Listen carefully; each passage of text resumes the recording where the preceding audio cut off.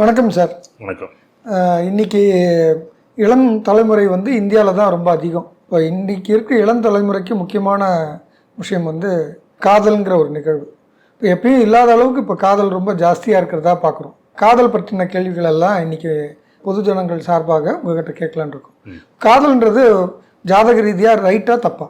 இது ஒரு 60 வயசை பற்றி ஒரு காதலை பற்றி பேசணும் எப்படி இருக்கும்? அந்த ஒரு 14-15 வயசுலையோ இல்லை 16-17 வயசுலையோ அது ஆணாக இருந்தாலும் பெண்ணாக இருந்தாலும் இந்த ஏஎல்பி இலக்கணம் முதல் பாவகம் 2 பாவகம் 3ஆம் பாவகம் சில பேருக்கு 12 வயசில் கூட ஆரம்பிக்கும், சில பேருக்கு 17 வயசில் ஆரம்பிக்கும், சில பேருக்கு 21 வயசில் ஆரம்பிக்கும். 21 வயசில் இருக்கும்போது அந்த புரிதல் வேறு மாதிரியாக இருக்கும். அந்த பால் உணர்ச்சிகள் அந்த இளமை பருவம் வேறு மாதிரி இருக்கும்.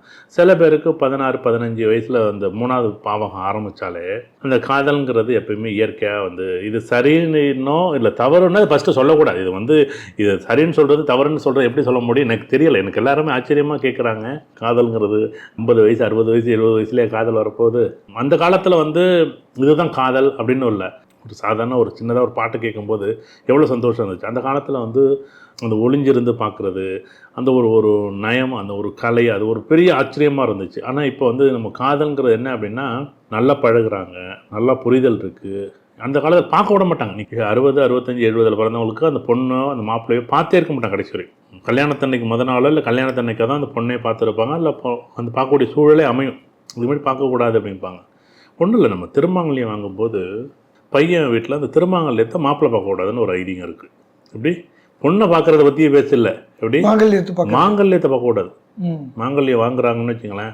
இப்போ நீங்கள் உங்களுக்கு கல்யாணத்துக்கு நீங்கள் போய் திருமாங்கல்யம் வாங்கினா நீங்கள் யார் அப்படின்னு கேட்பாங்க. மாப்பிள்ளைன்னா அவங்க கையில் கொடுக்க மாட்டாங்க. இப்போ மாப்பிள்ளை இல்லை அந்த பையன் இன்னும் கூட வர்றாருன்னா அவர்கிட்ட காமிப்பாங்க, வெயிட்டு போட்டு காமிப்பாங்க. ஏன்னா நீங்கள் வாங்கும்போது நீங்கள் யாரோ ஒரு 10 தட்டு கொடுத்துருப்பீங்க, யாரோ உங்களுக்கு தெரிஞ்ச ஜுவல்லரியில் கொடுத்துருப்பீங்க. அது 8 கிராம் செய்யக்கூடாது, 8 கிராம் கம்மியாக தான் செய்யணும், 7.25 கிராம் 7.5 கிராம் 7 கிராம் இப்படி தான் செய்யணும். 8 கிராமுக்கு மேலே அந்த மாங்கல்யம் இருக்கக்கூடாதுன்னு ஒரு ஐதீகம் இருக்குது. எப்படி பொண்ணு பார்க்குறது இல்லை, திருமாங்கல்யத்தை பார்க்கக்கூடாதுன்னு ஐதீகம் இருக்குது. அப்படியெல்லாம் ஒரு காலம் இருந்தது. இன்றைக்கி அறிவியல் வளர்ச்சியில் படிப்போட உச்சகட்டத்தில் இன்றைக்கி பையனுக்கும் நல்ல புரிதல் இருக்குது, பொண்ணுக்கும் புரிதல் இருக்குது. உணர்வுகள் பற்றி, உணர்ச்சிகளை பற்றி, பால் உணர்வுகளை பற்றி இதெல்லாம் தெரியணும். இது தெரிஞ்சால் தான் இது அடுத்தது என்னென்ன ஓரளவுக்குனாலும் அவங்க புரியும். நான் ஒரு நண்பரோட வீட்டுக்கு போயிருந்தேன். 2 பொண்ணு அவங்க வீட்டில். காதலை பற்றி அந்த பொண்ணு இந்த மாதிரி காதலிச்சு கல்யாணம் பண்ணிட்டுனா இதை பேச்சுவார்த்தைகள் நானும் அந்த நண்பரும் பேசிட்டோம். இந்த பொண்ணு 2 உட்காந்து படிச்சுக்கிட்டு இருக்கு. அந்த அம்மா என்ன சொல்லுது, உசுன்னு அந்த கிச்சன்லேருந்து இப்படின்னு இருந்துச்சு. என்னடா அந்த இவர்கிட்ட என்னடா சொல்லுதுன்னு ஒன்று என்ன சொல்கிறாங்க அப்படின்னு கேட்டால், நீ காதலை பற்றி பேசக்கூடாதான், பொண்ணுக்கு தெரிஞ்சு விடுமா. இந்த பொண்ணுங்கள்லாம் இன்னைக்கு பையனும் பொண்ணும் எவ்வளோ வளர்ச்சியில் இருக்கிறாங்க. அதாவது இது சரின்னோ தவறுன்னோ தெரியாது. இந்த உணர்வுகள், இந்த உணர்ச்சிகள், இது ஆணாக இருந்தாலும் பெண்ணுக்கோ, பெண்ணாக இருந்தாலும் ஆணுக்கோ வரக்கூடிய ஈர்ப்புத்தன்மை இருக்கும். ஒரு பெண் யார்கிட்ட பேசுறது, ஒரு பையன் யார்கிட்ட பேசுறது, ஒரு சில விஷயங்கள் தான் அம்மாட்ட சொல்லலாம், ஒரு சில விஷயங்களை ஃப்ரெண்ட்ஸ்கிட்ட சொல்லலாம், ஒரு சில விஷயங்களை அந்த அனுசரணையான ஒரு பேச்சோ இல்லை நம்மளுடைய ஆதங்கத்தை கொட்டுறதுக்கு யாரோ ஒருத்தர், இப்போ நீங்கள் என்கிட்ட சொன்னீங்கன்னா அதை நான் சூப்பருங்க அப்படின்னு நம்ம எடுத்துக்கிறோம்ல.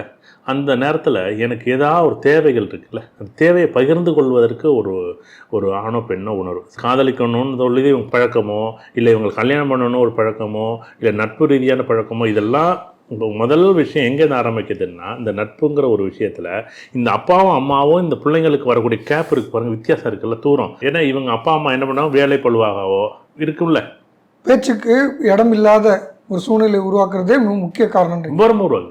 நீ படி நீ படி நீ படி நீ அப்படி பண்ணு நீ இப்படி பண்ணு நீ இப்படி அப்படின்னு நீ எவ்வளோ நேரம் அவங்களை கண்ட்ரோல் பண்ணி வச்சிருப்பீங்க. அவங்க உணர்வுகளை பகிர்ந்துக்கிறதுக்கு சரியான ஆள் இல்லாததுனாலேயே வெளியில் தேடுறாங்கன்னு சொல்கிறீங்க. கண்டிப்பாக. ஒரு பொண்ணு உங்கள்கிட்ட சொன்னிச்சுன்னா, ஒரு பையன் உங்கள்கிட்ட சொன்னால் நீங்கள் அதை எப்படி கொண்டாட தெரியணுங்க. அதை இன்னொரு நண்பர்கிட்ட சொன்னால் எப்படி இருக்கும், இது சொல்லவே முடியாதுன்னா அந்த மனநிலை எப்படி இருக்கும். இந்த ஓப்பன்னஸ் டு ஹியர் இல்லை கேட்க தயாராக இல்லாத நிலை.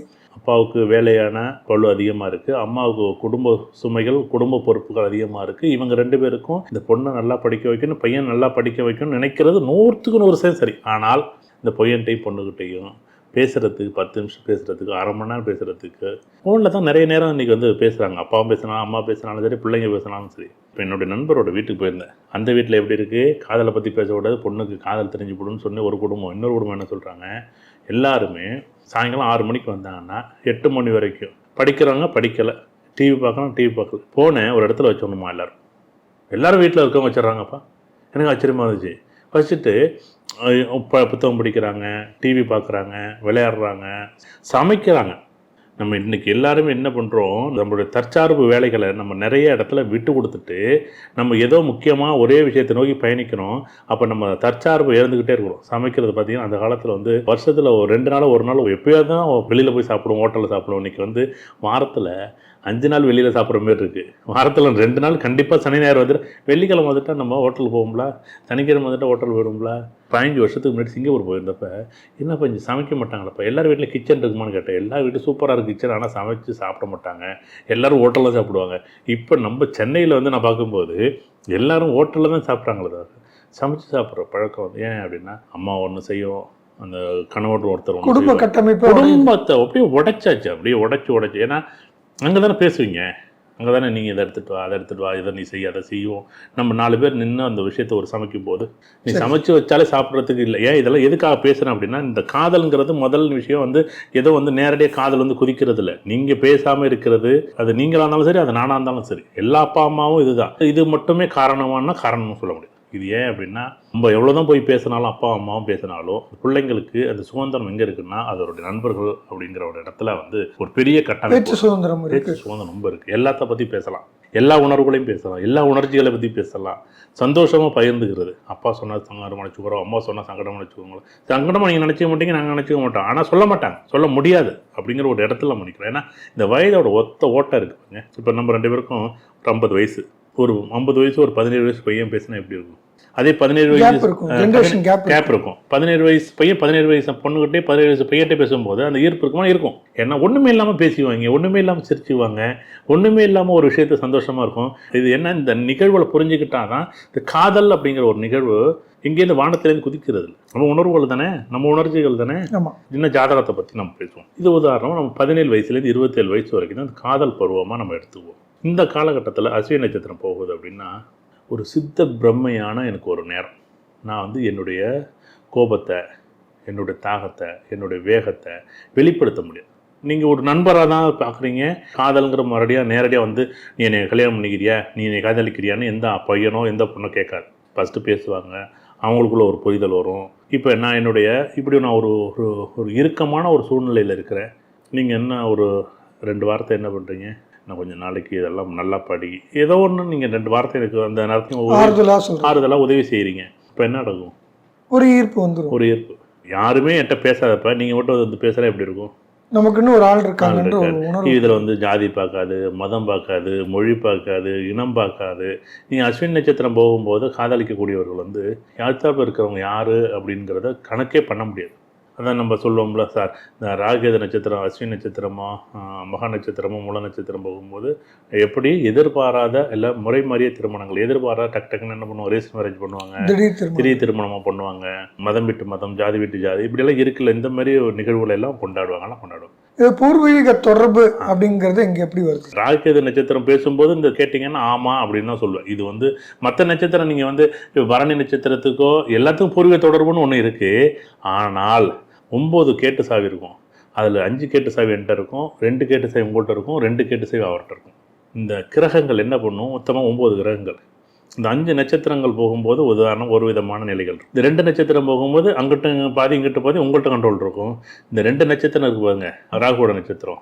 இந்த நட்சத்திரம் போகும்போது கண்ட்ரோலே கிடையாது. நேரடியாக எப்படி இருக்கும், டிசைன் பண்ணி அனுப்பியிருக்கோம். எல்லாம் வசதியான பொண்ணாக இருக்கும், பையன் வசதியே இருக்காது. பையன் பார்த்தா வசதி எல்லாம் கோடீஸ்வர பையன் இருக்கும், பொண்ணு பார்த்தீங்கன்னா வசதியே கம்மியாக இருக்கும். அந்த மாதிரி இது என்னடா இது இப்படி ஒரு சேர்க்கை, பொண்ணு கண்ணங்குறையன்னு இருக்கும், பையன் சொக்க செவ்வேன்னு இருப்பான். பையன் பார்த்தீங்கன்னா சம்பந்தம் இல்லாத தொடர்பு. பையன் பார்த்தா குண்டாக இருக்கும், பொண்ணு பார்த்தா ஒல்லியாக இருக்கும். பொண்ணு பார்த்தா குண்டாக இருக்கும், பையன் பார்த்தா ரொம்ப சுமார்ட்டாக இருப்பார். இப்போ சம்மந்தம் இல்லாத இது என்ன இப்படிங்க சேர்ந்துச்சு, இது எப்படி பார்த்தாங்க, இது நமக்கு பார்க்கும்போது இந்த வித்தியாசம் தெரியும். உங்களுக்கு அஸ்வினி நட்சத்திரம் போனிச்சுனாலும் எனக்கு அஸ்வினி நட்சத்திரம் போனிச்சுனாலோ நீங்கள் செய்கிறதா சரின்னு நினைப்பீங்க. இது அப்பாவும் கேட்காது, அம்மாவும் கேட்காது. அதான் பெரிய ஆச்சரியம். எனக்கு இந்த காதலிக்கும் போது ஒரே ஒரு விஷயம், ஒரு 10 வயசில் நமக்கு ஏதாச்சும் அனுபவம் இருக்கா சந்தகுமார்? ஒன்றும் இருக்காது. உணர்வுகள் இருக்குமா? உணர்வுகள் ஒன்றும் பெருசாக இருக்குது. ஏதாச்சும் நமக்கு தேவைகள் இருக்குமா? ஒன்றும் இல்லை. இப்போ உங்கள் கையில் வந்து ஒரு மரம் இருக்குது, அந்த மரம் வந்து ஒரு கண் ஊனும்போது அந்த மரத்தை நீங்கள் என்ன பண்ணுறீங்க, வளைக்கிறீங்க, ஒடிக்கிறீங்க, திருப்புறீங்க, திருப்புறீங்க. ஒரு 20 வருஷம் ஒரு 30 வருஷம் வளர்ந்துட்டு அந்த மரத்தை வளைக்கவே முடியாது, நகர்த்த கூட முடியாது. நம்மளால எதை நினைச்சாலும் பண்ண முடியாது. எப்படி இறுகி போயிடும். வேணும் வெட்டலாம், ஒடிச்சுக்கலாம், அழிக்க தான் முடியுமே தவிர ஆக்கப்பூர்வமாக மாற்ற முடியாது.